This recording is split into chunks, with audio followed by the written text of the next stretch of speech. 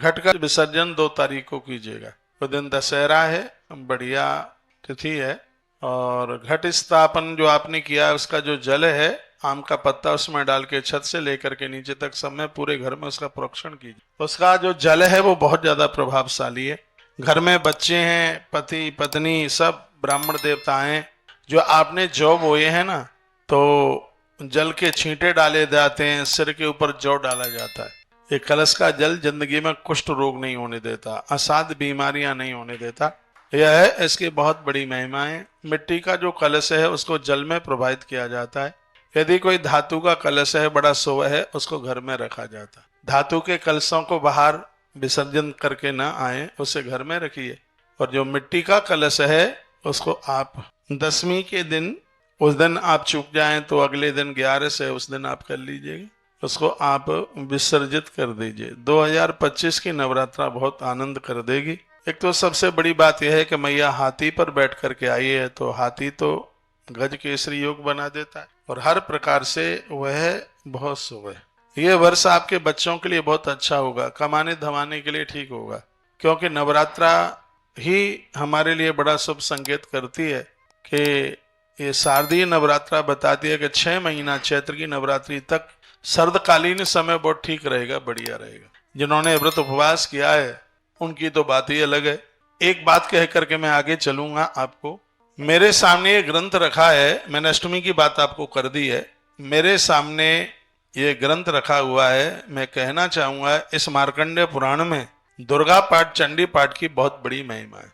और यह दुर्गा सप्तशती मार्कंडेय पुराण के अध्याय नंबर 78 से लेकर के 13 अध्याय तक महर्षि मार्कंडेय जी ने जो चर्चा की है, सावणी मनवंतर में इन 13 अध्यायों को लेकर के दुर्गा सप्तशती तैयार की गई। माता रानी को प्रसन्न करने के लिए वो बड़ा अद्भुत ग्रंथ है। ये मार्कंडेय पुराण यदि आपके घर में है, आप पढ़ते हैं, तो उसका अध्याय नंबर 78 है, 78। उसमें दुर्गा सप्तशती की महिमा स्वयं माँ देवी ने गाई है।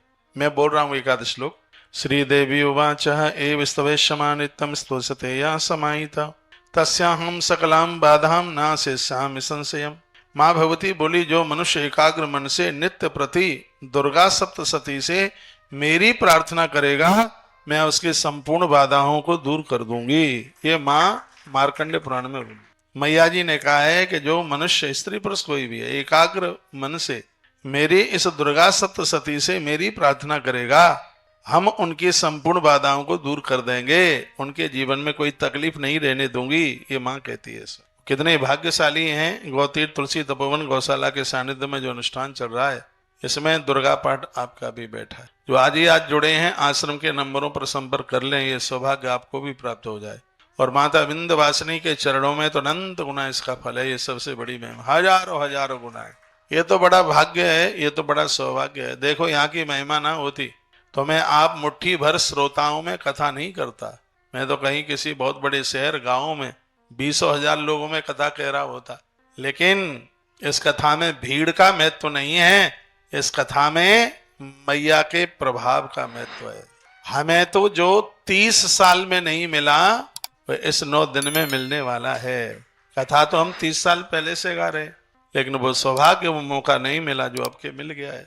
माई की कृपा से मैं बहुत गदगद हूँ, मैं बहुत उत्साहित हूँ और मेरा बड़ा मन लग रहा है। कल मैं माई के मंदिर में था और इसमें बिल्कुल झूठ नहीं है।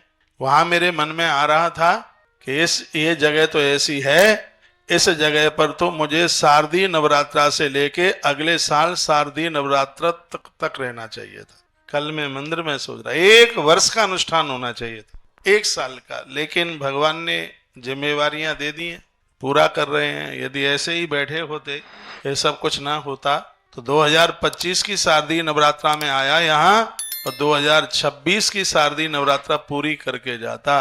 इतनी बड़ी महिमा यहाँ की है, ये बनावटी बात नहीं है। यहाँ का महत्व, मैं रोज पाठ कर रहा हूँ, दुर्गा सप्तशती का पाठ कर रहा हूँ।